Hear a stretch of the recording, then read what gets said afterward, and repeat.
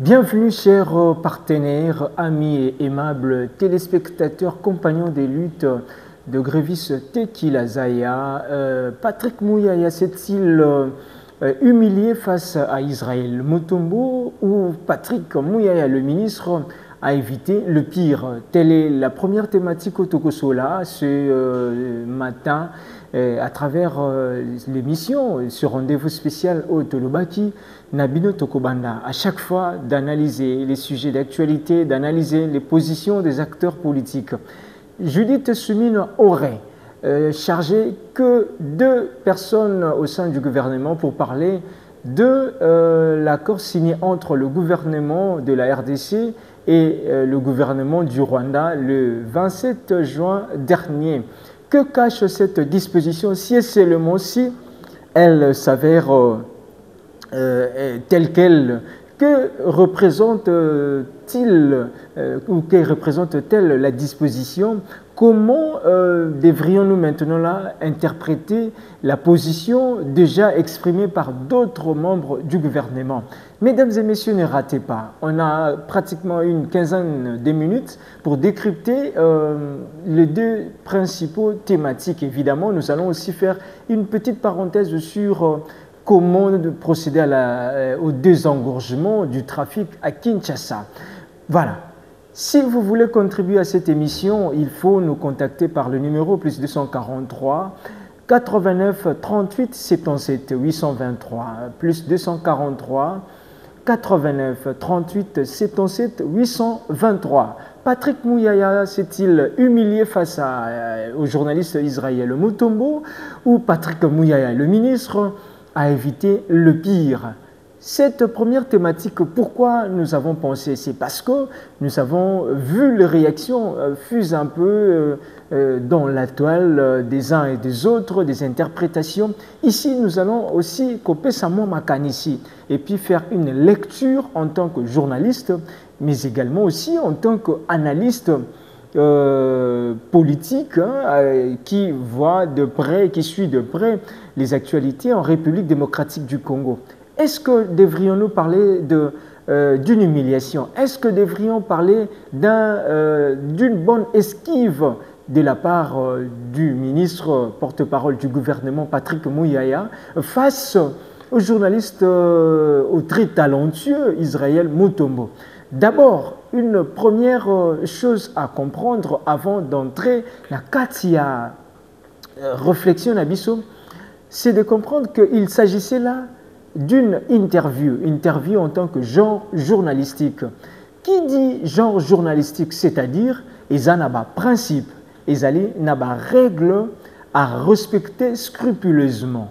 Donc, en tant que science, en tant que genre journalistique qui fait partie d'une science, la communication et l'information, Bana et Fasik se retrouvent et toutes ces personnes qui font le SIC, UPenn, Campus, Bel Campus, Unikin, allais-je dire, en savent quelque chose, même l'Université catholique du Congo.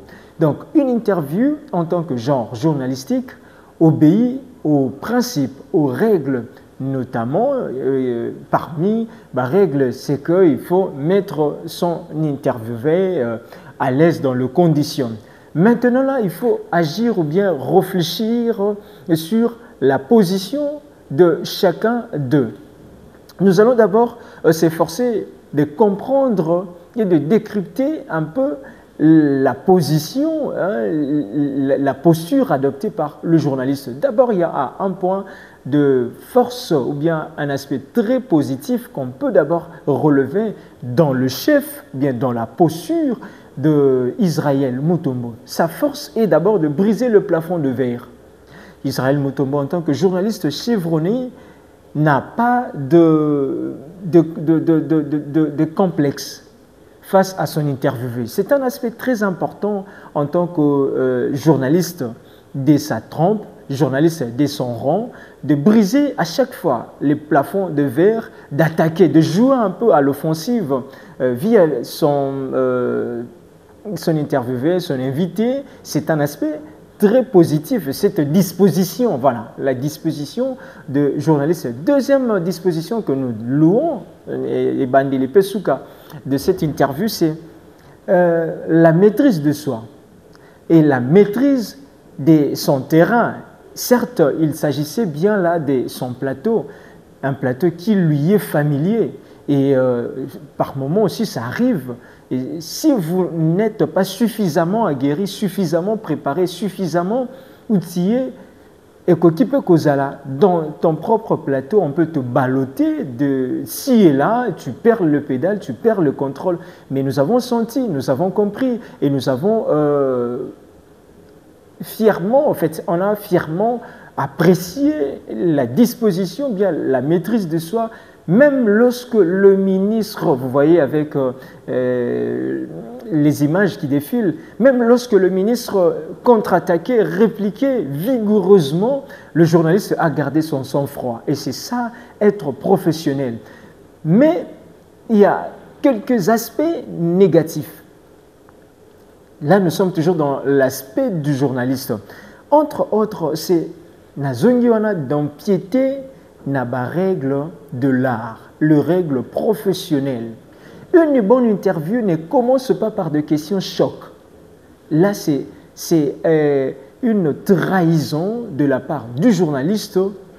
Une bonne interview commence par des questions qui mettent à l'aise son interviewé, son invité.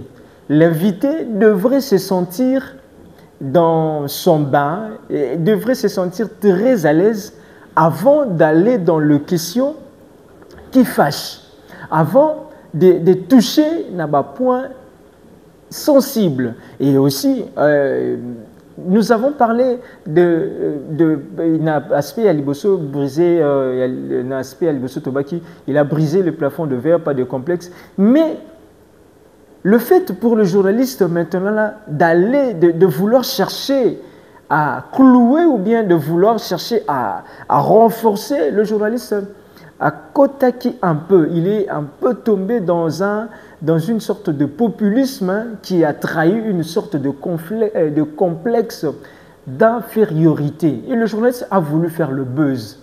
Faire le buzz, on ne le fait pas vis-à-vis de quelqu'un qui aussi maîtrise le rouage, maîtrise les techniques, maîtrise l'art. Parce que Patrick Mouyaya, ce n'est pas n'importe qui, c'est quand même qui a fait preuve, c'est d'abord un journaliste de profession et il est le porte-parole, il est la voix du gouvernement et il a une expérience, une certaine maîtrise. Donc le journaliste a voulu verser un peu dans le populisme, lequel populisme a trahi une sorte de complexe d'infériorité. Donc, ce sont là un peu, à notre niveau, notre façon d'analyser le force et faiblesse à la fois dans la posture du journaliste.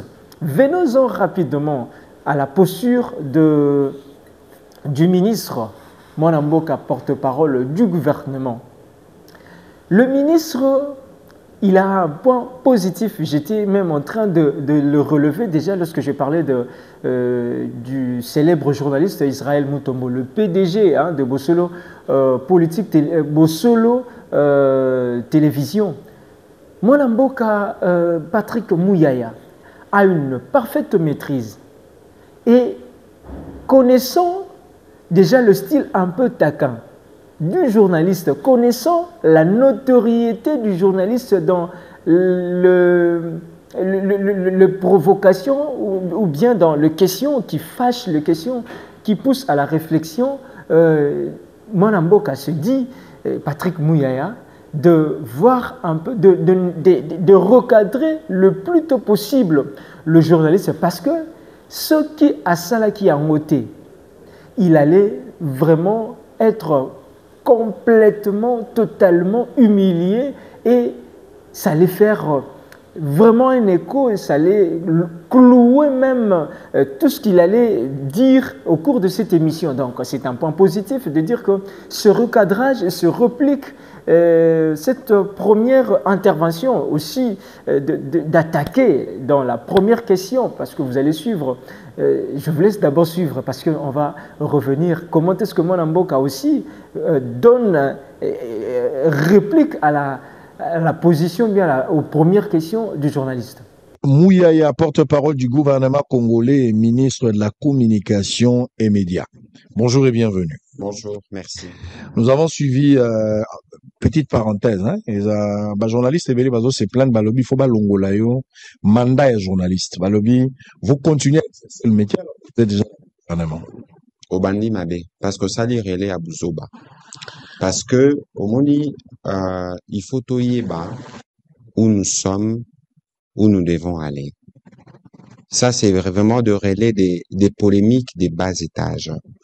Les gens, non, on va pas en finir parce qu'on est dans un contexte démocratique où les gens, de manière délibérée, choisissent d'être impolis et manquer des égards. Alors, Mukolongai, non, il n'y a pas de retenue parce que vous n'auriez pas dû commencer par ça, justement, parce que c'est la preuve que vous relayez ce qu'il faut jamais relayer. Ce n'est pas une question par rapport à... Non, ce n'est pas une question. Non, non, non. Ce qui s'est dit, j'ai vu d'où c'est venu. Voilà. Israël. C'est un péché de vous avoir posé cette question. Non, c'est pas un péché. Ça veut dire que au Moni Lelo, et c'est pour ça que la société a du mal à avancer, parce qu'il y a des gens qui ont des responsabilités, mais qui pensent que leurs responsabilités ne servent que des causes personnelles. Individuel. On doit parler de l'accord. L'essor des individus, n'importe quoi. On est venu justement. Mais je souhaiterais justement aller dans ça. Est-ce qu'il y a lié? On va passer directement. On va pas se terniser dans ça. Est-ce qu'il y a une compatibilité dans ce que vous faites par rapport de toute façon, les gens ont la liberté de leur opinion. Mais bientôt, quand je me réserverai de saisir moi, parce que Namoni Batouba Mesani Mabe, lorsque moi je serai les premiers à saisir la justice, Bakangi Batou, je vais les revendiquer. Batouba ya Lobate.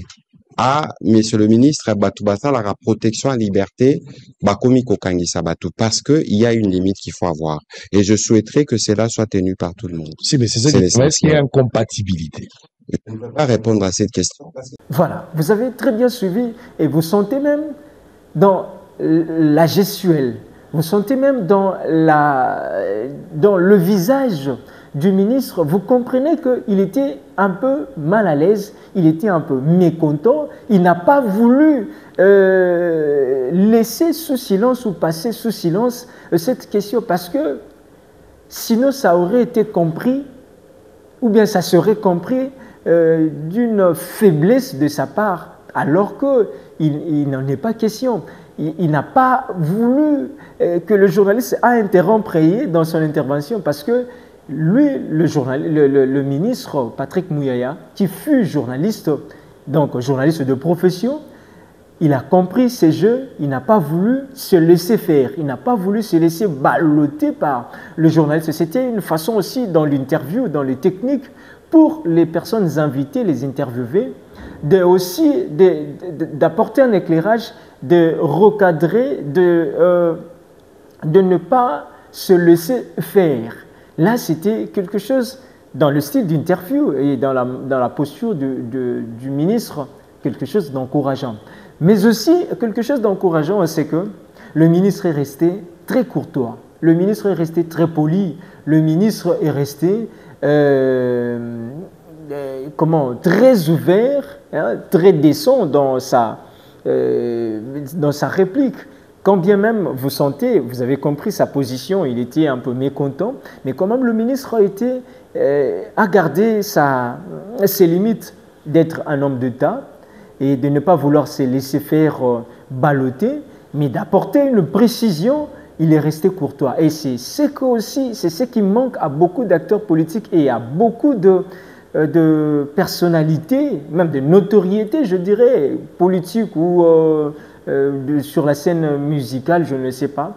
Moi, j'aime toujours dire, même lorsqu'on n'est pas content, même lorsqu'on n'est pas satisfait, on reste courtois, on reste poli vis-à-vis de ses interlocuteurs, vis-à-vis de son assistance, parce que ça donne l'image de ce que vous êtes réellement. Et c'est ce que le ministre a fait, c'est un point fort de sa position, de sa disposition face au très talentueux, au célèbre journaliste Israël Mutombo. Mais il y a aussi un aspect négatif dans sa position, dans sa disposition. Le ministre a voulu un peu aller très loin dans le moindre détail.